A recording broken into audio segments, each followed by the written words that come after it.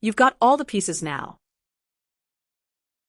This is where they fit together into one mental model you can carry into real code, plus an honest list of what the specification has already deprecated, so you don't build on the wrong thing. Learn MCP on the NBX STUDIO. Here's the whole thing on one screen.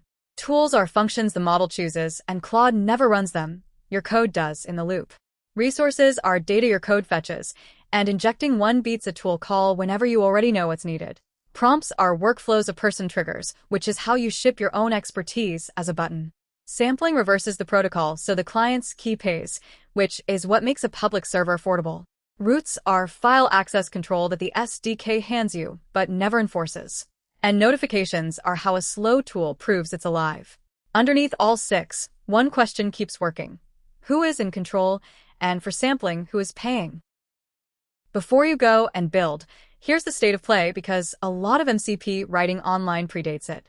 Tools, resources, and prompts are current, and they're the spine of everything. Elicitation is current, and it's where the protocol is putting its weight now. Sampling is deprecated as of the 2026 revision. Migrate to calling a provider API directly. Routes is deprecated too. Pass paths as tool parameters, resource URIs, or server config instead. And logging is deprecated. Standard error on STUDIO. Open telemetry in production. None of those three vanish tomorrow. They stay in the spec for at least 12 months, and the code you inherit will be full of them, which is exactly why you learned them.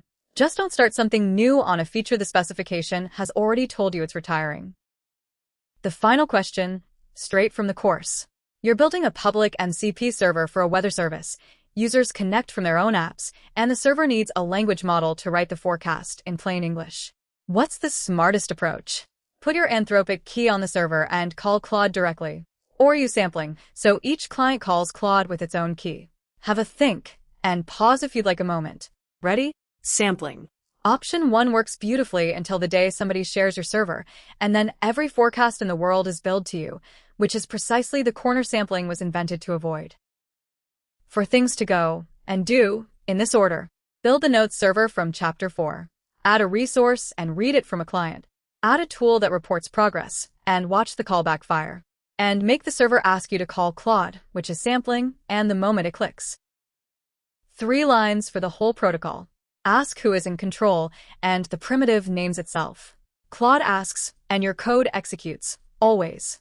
And check the spec status before you build, because 3 of the features you just learned are already on their way out. That's the course. You've got the mental model now, and the syntax is a search away. The interactive version is linked below if you'd like to step through it yourself. Go and build something.